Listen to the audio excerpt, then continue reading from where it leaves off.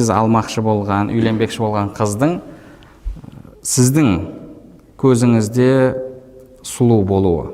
Бүкіл адамдар үшін сұлу болуы шарт емес. Сіз үшін сұлу болады, басқа үшін басқа сұлу болады. Жалпы арабтар айтпақшы, ләула ихтилафул азвақ ла фасадатил асвақ дейді. Егер адамдардың талғамы әртүрлі болмағанда, базарлар жалпы жұмыс істемес еді, базарлар жабылып қалар еді деген мағынадағы сөз бар. Егер мысалы адамның бәрінің талғамы бір болатын болса, онда түрлі заттар болмас еді. Сол үшін жалпы әйеліңіздің бет әлпеті сіздің көңіліңізден шығатын болуы керек. Бұл мәселеде жұртты тыңдаудың қажеті жоқ. Мысалы досыңыз, ой, сонда не қыласың, ана жер мынандай ғой, мына жер мынандай ғой. Ол мәселеде біреудің сізге ақылы қажет емес. Сіздің көңіліңізден шығып тұрма, сіз үшін сол жеткілікті. Жалпы адам табиғатында негізінде түрін өзі ұнатпайтын адамға былай іші жылымайды онша. Іші жылымайды. Сол үшін де негізі оның бет әлпетіне көңіл бөлуі керек.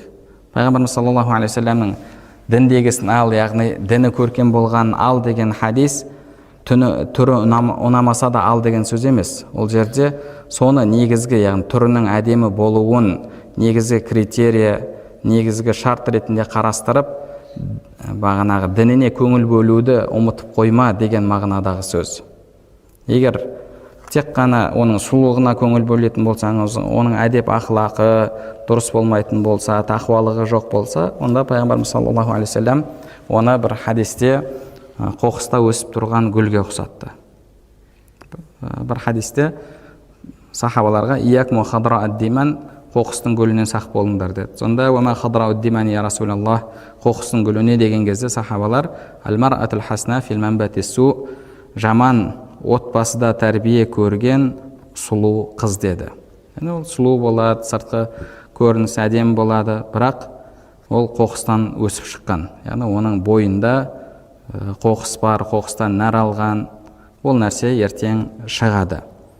Сол үшін де тақуалық негізгі шарт болу керек, бірақ онымен бірге қараған кезде көңіліңізден түрі шығатын, қараған кезде ұнатып, сүйсініп қарайтын адам болуы керек.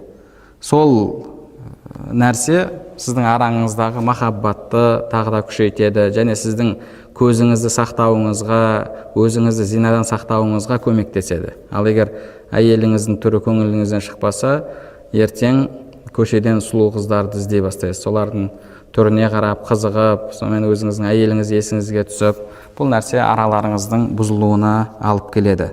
Сол үшін де пайғамбарымыз саллаллаху алейхи уассалам көптеген хадистерінде әйелдің түрін көріңдер деді. Әйелдің түрін көріңдер, қарап, ұнатып алыңдар деді. Имам Муслим келтірген хадисте пайғамбарымыз саллаллаху алейхи ва саллям айтады: "Фаиза арада ахадукум ятазавважа минхун фалянзур илейхин." Егер кімде-кім үйленбекші болса, онда қарасын, көрсін деді. Имам Амаш рахимахулла айтады: "Куллу тазвижин яқау аля гайри назарин фа ахируху хаммун ва гам." Әрбір көрмей қиылған неке, яғни әйелді көрмей қиылған некенің соңы уайым, қайғы деді. Уайым, қайғы. Яғни пайғамбарымыз саллаллаху алейхи вассалам түрін көріп алсын деді. Түрін көргенде не үшін көресің? Сен түрін көру арқылы оның ақылақын біле алмайсың, түрін көру арқылы оның дүниесін біле алмайсың. Түрін не үшін көресің? Түрін ұнату үшін көресің. Түрі ұнайды ма, ұнамайды ма саған, сол үшін көресің. Пайғамбарымыз саллаллаху алейхи вассалам өзінің тағы бір хадисінде имам Нәрсе рахмахулла келтірген: "Хайру нисаикум ман иза назара илейха заужуха сарратху ва иза амараха атаатху ва иза габа анха хафизатху фи нафсиха ва мали."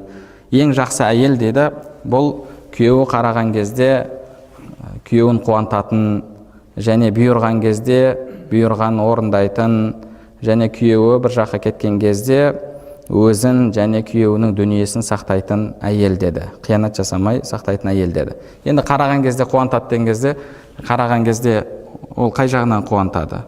Бірінші, альхамдулилля, мінез құлқы жақсы, тақуалығы жақсы, қараған кезде Алла тағала осындай әйел нәсіп еткеніне Құдайға шүкір деп қуанады. Одан кейін түріне қараған кезде оның сұлулығы көңілінен шығып тұр. Альхамдулилля, әйелім сондай сұлу деп сол үшін қуанады. Яғни жалпы адам әйеліне қараған кезде сүйсініп қарайтын болуы керек. Оның бір шарты әлбетте түрінің, бет әлпетінің көңілінен шығуы. Бұл жалпы ер адамға да, әйел адамға да қатысты мәселе.